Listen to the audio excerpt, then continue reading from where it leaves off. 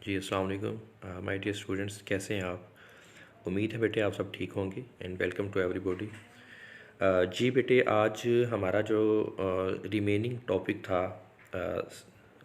Evolution of seed habit, आज बेटे हम उसी को कंप्लीट करेंगे। सो अगर बेटे आपको टॉपिक याद है तो उसमें हम कल के टॉपिक को बेटे जल्दी से कुछ रिव्यू कर लें कि एवोल्यूशन ऑफ सीड हैबिट में बेटे हमने कहा कि बेटा जो सीड होता है ये एक फर्टिलाइज्ड ओव्यूल होता है।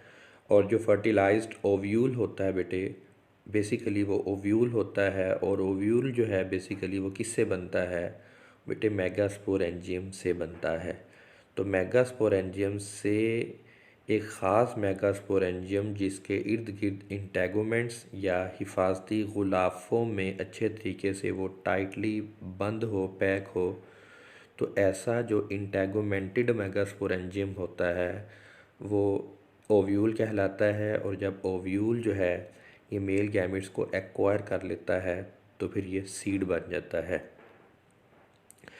अब हम ने जो स्टेप्स की बात की थी तो बेटे उसमें जो पहला स्टेप था वो था एवोल्यूशन ऑफ हेट्रोस्पोरी, कि सबसे पहले ऐसे प्लांट्स पैदा हुए जिन्होंने दो मुख्तलिफ तरह के स्पोर्स पैदा करने शुरू किए। तो वो बुनियाद थी किस चीज़ की, एवोल्यूशन ऑफ सीड की, कि जिसमें जो प्लांट्स थे उन्होंने मेगास्पोर मदर सेल, मेगास्पोरोफिल्स में, मेगास्पोरोफिल्स बेटे ऐसे पत्तों को कहा जाता है जिनमें मेगास्पोरेंजिया होते हैं। और मेगास्पोरेंजियम बेटा या मेगास्पोरेंजिया वो स्ट्रक्चर होती है जिसमें मेगास्पोर मदर सेल होता है। और मेगास्पोर मदर सेल बेटा जो है वो स्ट्रक्चर होती है जिसमें मियोसिस का प्रोसेस होता है, उससे मेगास्पोर्स बनते हैं। इसी तरीके से माइक्रोस्पोर की अगर हम बेटे बात करें तो ऐसे पत्ते जिन पर माइक्रोस्पोरेंजिया होते हैं उनको माइक्रोस्पोरोफिल्स कहते हैं। और माइक्रोस्पोरेंजिया के अंदर माइक्रोस्पोर बनते हैं, और माइक्रोस्पोर बेटे जो है उससे मेल गैमीटोफाइट बनती है। तो मेगास्पोर से फीमेल गैमीटोफाइट बनती है।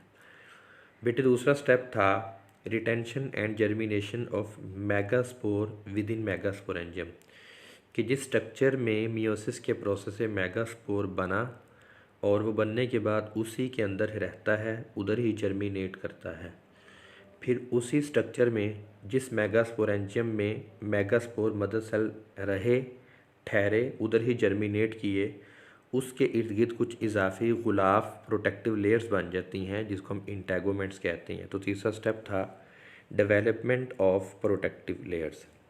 अब हम बेटे चौथे स्टेप पर आते हैं, reduction to single functional megaspore पर मेगास्पोरेंजियम। बेटे जो मेगास्पोरेंजियम था उसमें मेगास्पोर मदर सेल में जब मियोसिस हुई तो उस मियोसिस के नतीजे में बेटे क्या हुआ कि चार मेगास्पोर मदर सेल्स बने, सॉरी 4 मेगास्पोर बेटा बने। अब इन चारों मेगास्पोर्स के लिए मेगास्पोरेंजियम के अंदर स्पेस भी बहुत कम थी, खुराक भी बहुत कम थी। चूँकि चारों ही मियोसिस से बने थे, चारों का जेनेटिक मेकअप डिफरेंट था, और खुराक और स्पेस चूँकि बहुत कम थी, लिहाजा ये चारों मेगास्पोर्स मुकाबला करते हैं, कंपटीशन करते हैं किस चीज़ के लिए, खुराक के लिए और स्पेस के लिए।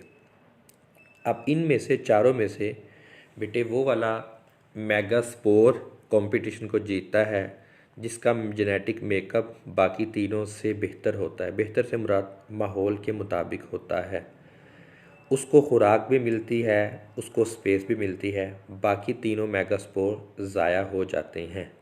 इसलिए बेटा लिखा हुआ है reduction to single functional megaspore, यानी रिड्यूस हो जाना, कम हो जाना, 4 से कम होकर एक रह जाना। जो एक रह जाता है वो वाला मेगास्पोर होता है जिसने कंपटीशन जीता होता है। हम उसको फंक्शनल मेगास्पोर इसलिए बेटे कहते हैं क्योंकि ये आगे फीमेल गैमेटोफाइट बनाने में बड़ा फंक्शनल होता है।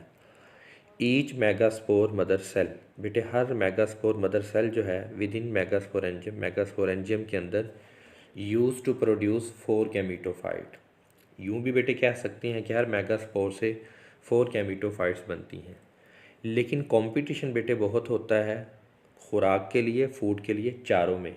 So early vascular plants adopted a new strategy, और वो क्या थी बेटे स्ट्रेटजी कि सिर्फ एक मेगास्पोर सिलेक्ट किया जाता है फर्दर डेवलपमेंट के लिए और उससे फीमेल गैमेटोफाइट बनती है, बाकी तीनों अबोर्ट हो जाते, ज़ाया हो जाते हैं। अब बेटे जो फंक्शनल मेगास्पोर बचा जिसको हमने कहा दिस इज़ फंक्शनल मेगास्पोर, वो बेटे फीमेल गैमेटोफाइट बनाएगा। फीमेल गैमेटोफाइट को एम्ब्रियो सैक कहते हैं। तो पांचवा स्टेप है formation of female gametophyte from functional megaspore within megasporangium, या यूँ कह सकते हैं development of an embryo sac. Embryo sac से मुराद फीमेल गैमेटोफाइट का बनना है मेगास्पोरेंजियम में।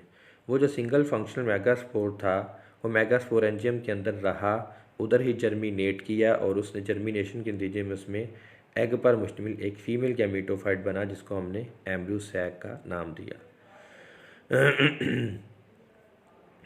जी नेक्स्ट बेटे जो लास्ट स्टेप है वो है कि जब बेटे ये सब कुछ हो गया, अब उस मेगास्पोरेंजियम ने पोलन को, जो कि वहीकल होती है, पोलन बेटा एक ऐसी गाड़ी को कहते हैं जो मेल गैमेट्स, जिस पर मेल गैमेट्स सवार होकर आते हैं।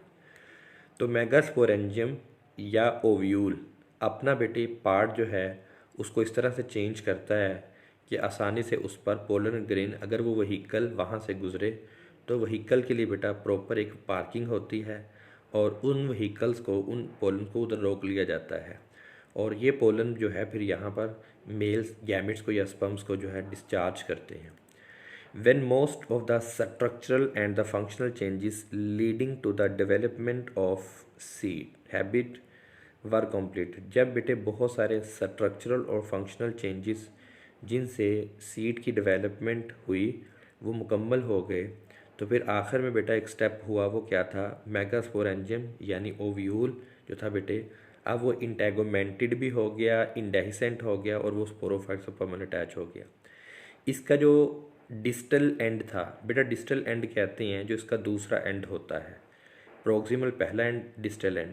डिस्टल एंड बेटे जो था वो मॉडिफाई हुआ, कुछ यूँ बदला कि उसने आसानी से पोलन, वहाँ से गुजरने वाले पोलन को रोक लिया, कैप्चर कर लिया पोलन को।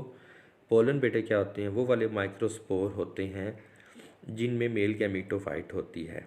तो ऐसे माइक्रोस्पोर को जिसमें मेल गैमेटोफाइट हो, हम ऐसे माइक्रोस्पोर को पोलन कहते हैं। एक को पोलन ग्रेन कहेंगे, सिंगुलर को पोलन ग्रेन कहेंगे और ज़्यादा को पोलन कहेंगे। नेक्स्ट बेटे जो है pollen after being trap in distal cavity of megasporangium, जैसे ही पोलन फंस जाते हैं मेगास्पोरेंजियम में तो फिर बेटे वो पोलन ट्यूब बनाते हैं और वो पोलन ट्यूब छोड़ कर आती है मेल गैमेट्स को, कहाँ पर, उस जगह पर जहाँ पर एम्ब्रियो सैक या फीमेल गैमेटोफाइट पड़ी होती है। अब फीमेल गैमेटोफाइट के पास फीमेल गैमेट यानी एग होता है, जब एग और स्पर्म्स मिलते हैं तो बेटे वहाँ पर फिर क्या होती है, फर्टिलाइजेशन होती है। अब यही जो बेटे स्ट्रक्चर था जिसको हमने मेगास्पोरेंजियम के बाद ओव्यूल कहा, अब वो सीड बन गया। अब उसके अंदर बेटे जो एग था वो जाइगोट बन गया, जाइगोट से फिर एम्ब्रियो बन गया। इसका मतलब ये हुआ कि सीड बेटा वो स्ट्रक्चर होती है जिसमें एम्ब्रियो होता है। मेगास्पोरेंजियम फर्टिलाइजेशन यानी ओव्यूल फर्टिलाइजेशन के बाद सीड बन जाता है और जो इंटेगोमेंट्स हिफाजती खोल थे वो सीड के कोट बन जाते हैं। ये था बेटा।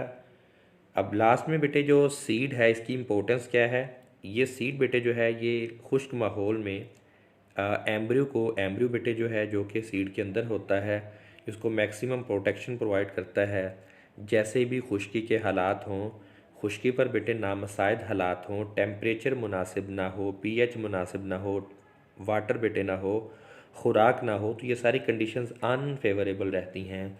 जब तक कंडीशंस बेटे अनफेवरेबल रहेंगी तो बेटा जो सीड है उसके अंदर एम्ब्रियो ज़िंदा रहेगा लेकिन वो डोरमेंट रहेगा। जैसे ही कंडीशन बेटे अच्छी मिलती हैं तो यही सीड बेटा जो होता है ये जर्मिनेट करता है और इसके अंदर जो एम्ब्रियो बेटे उससे पौधा बन जाता है। Development and evolution of seed was a great success and giant leap. Giant leap एक बहुत बड़ी कामयाबी थी जिससे बेटे अल्टीमेटली प्लांट्स को मौका मिला कि वो परमानेंटली खुश्क जगह पर, लैंड पर आबाद हो गए। ये था बेटे हमारा टॉपिक जो कि बहुत इंपॉर्टेंट था। नेक्स्ट बेटे